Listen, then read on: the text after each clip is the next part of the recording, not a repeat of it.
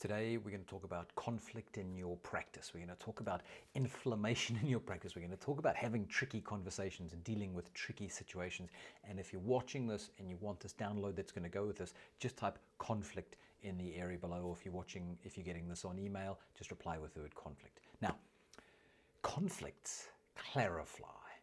Conflicts bring us to clarity about two differing opposing points of view. And when we get clarity, well, clarity is kindness. Clarity allows resolution. Clarity allows us to move forwards. So if conflicts clarify and clarity is kindness, getting through a conflict constructively gives us kindness. But avoiding conflict, now that's a cancer. Avoiding conflict, that is not kindness. And avoiding conflict is holding your practice back from growing and flourishing the way you want to. If your team is just not firing, if there isn't really any chemistry, if your team isn't communicating well, if you're just abiding by each other, and if you have relationships with your practice members that are just, they don't seem to be meeting where you want to go, and there's no growth and there's no verve, I suggest that you might be in a place where you are avoiding conflict and you're doing it to your own detriment, because there is the belief that if we avoid conflict altogether in practice, everybody's going to be happy, but that doesn't happen.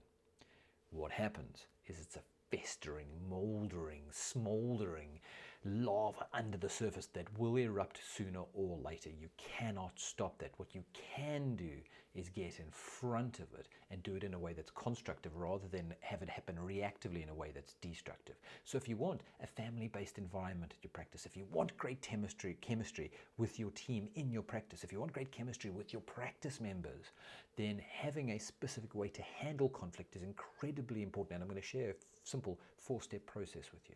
But I just want to get absolutely clear on the fact that we have to move into conflict situations. Our measure of success as individuals through our life is probably quite closely linked to our willingness to have uncomfortable conversations. And the more we do this first, the more we go first, the more we ask the next question, the more we go into these tricky spaces, the more likely we are to get resolution in a way that is kind to both parties, kind to everyone. As Stephen Covey talks about it, a win-win-win situation when you go into it at this basis.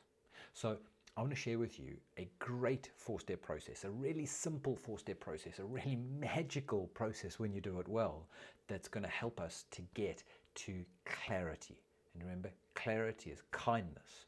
But to get to clarity, we have to be able to engage in conflict. And as chiropractors, we generally don't like that. We generally stand back. We generally want people to be happy. We generally are caring individuals.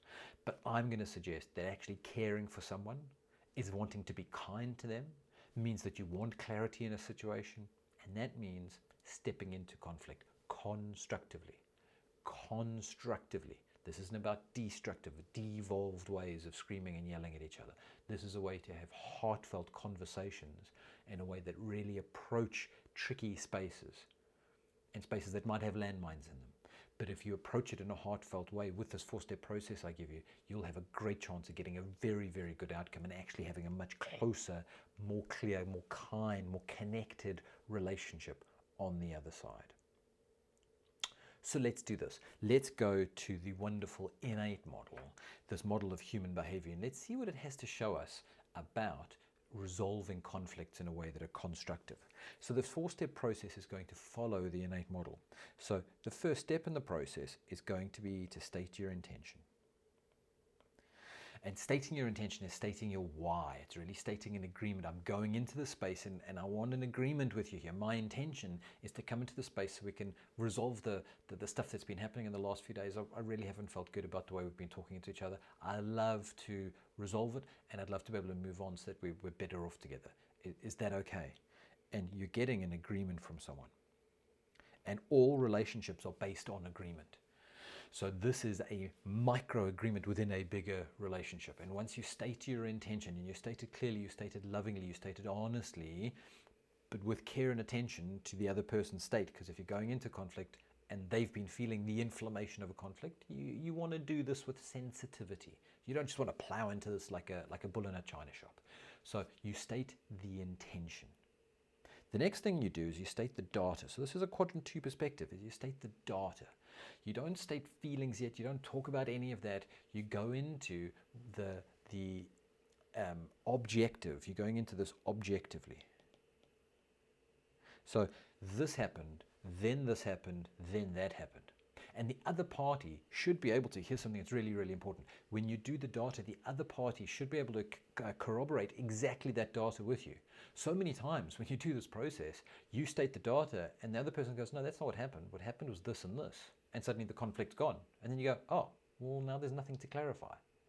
So often clarifying the data is so important. Now what we've done is we put data before feelings. Feelings come next, because so many times stating your feelings can create a response or a reaction from the other person when it's too soon to do that. Oh, you make me feel this. That's not true.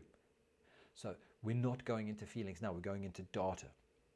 So we've done the intention, and now we do the data. And the data is objectively verifying what's happened. So you've done data, and now you've done objectivity. Okay, now you go into feeling. And so my intention is to X, and when X, Y, and Z happened, I did a feeling of. Now I'm going to make a distinction here for you that's really important, is we do feelings, we do not have feelings. We do feelings. Feelings are a physiological, psychological process. We do feelings. We do not just have feelings. So when you're saying, when this happens, or when this happened, I do this, you're taking ownership of your own emotional state. And this is massively important. It is so important that we are referring to I, and you're taking a hold of your own emotional state. Nobody can make you feel anything. People can do things and then you do a physiological emotional response. You do a process. You don't just have a feeling. Okay, so we take ownership of our own emotional state. This is a very adult thing to do. It's a very grown-up thing to do. It's a very accountable thing to do, and it is a massively important part of the process. So let's go through that. Let's go through the 3 steps we have so far. So the intention is the agreement. I'd like to go into the space for this outcome, and you get them to agree. Or don't get them to agree. You get agreement, or you don't. If you don't get agreement, you can't run the process. Then your relationship needs more help than this process can fix. The next step is to go into data, do this, and do it in a state of objectivity that both parties can agree to. Then the next one is you state your feelings. So now we're going into the realm of emotions. And you're taking responsibility for your emotion. And the next step is you go into the space of fear. Because usually at the base of these emotions is a fear. When this happens, I do this emotion, and what I really fear is this. And really, when you name the fear, you're becoming massively vulnerable. You are really putting yourself out there. So you've been objective about the data, you've got agreement to start, you've been objective about the data, you've taken responsibility for your own emotions, and now you are being very vulnerable with your fears. And when you do this, it is very rare.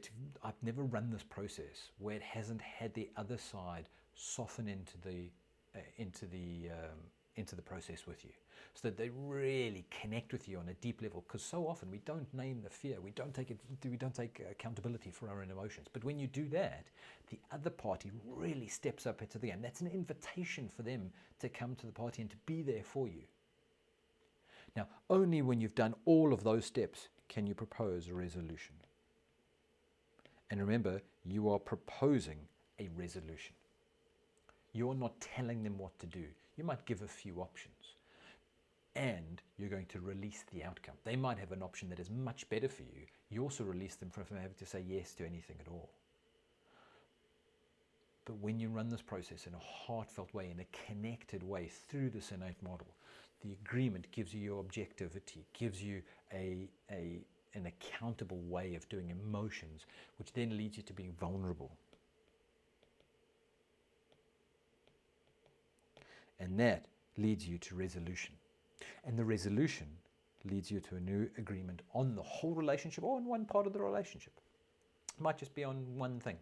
So an example might be that you might go to your front desk, and your front desk maybe hasn't been following your instructions the way you'd love to. So you start an agreement and you say, listen, I'd like to have a discussion that's going to take us maybe 10, 15 minutes. Do you have time to do that with me? It is really important. And my intention is here that we can work together more closely so we can serve our practice members better and we can have more fun together. Would that be okay? All right. So when I hand over somebody to you at the report of findings, this time today, and I found once yesterday, that even though I handed over to you the data and the detail that we needed on the sticky note as we'd agreed to about their schedule of care, what I noticed is that they didn't get booked in far in advance. Now notice I tried to avoid the you accusations. I tried to do the data, the objective data there. It's almost like a third person. So I noticed they didn't get booked, their appointments didn't get booked in advance. You didn't offer to book them their appointments in advance. And when you do that, I start to feel quite frustrated. I do a feeling of frustration. I do a feeling of hopelessness. And really the fear is that this is never going to get better, that our practice isn't going to grow, and that we're not going to serve people the way we want to. And so could I propose that you let me know how you'd like me to handle this information over to you, and let me know if there's any help that you need, and if the data is coming through the way you need it, and you know how to do it, could I ask that you step up and you start following the scripts that we've trained on to get this to go ahead? Can you see how nice and vulnerable that is? Can you see how easy that is in terms of the communication? And even though it's sometimes hard to step into vulnerability, the reason why I say ease is when you're in that space and you start to feel the flow, there is ease when we do that. We're getting rid of the inflammation. We're coming down to a much more human level of conversation. So those are the 4 simple steps to conflict resolution that lead to resolution, that lead to new agreements, which is the resolution is basically the thing that comes out, the emergent property, the 5th step. And then the new agreement sets in place a whole new part of your relationship for you. So try this. Once you've got the download, when you do this, I'd love to know how it went. Comment down below. And remember, at Quest, we are here for you. We know that your practice is like a family. We know you want to grow it. You know we are on a rocket. We know you want to serve your practice members. We know you want to change the world. We know you want to do what makes your heart sing, and we know that you want to make a profit. And we know how to help you with that. So if this has been at all helpful for you, and you want to go beyond just downloading a PDF today, and you want to get to the point where you might want to have some kind of coaching relationship for us, take the simple step, book a simple clarity call. It's 15 minutes. You'll get one of the coaches. We'll be able to chat to you very easily, very conversationally, very informally, and find out if we can help you. And if we can, we'll then suggest maybe moving on to a one-on-one strategy call to craft a specific strategy for you to get you what you want to do, and see how we might be able to work together. So make sure that you've commented conflict below, so you can get the PDF or reply to the email with conflict, and consider taking us up. Consider taking this another step. If you watched a few of these now, you know what we're about. Give us a call. Let's see how we can help you.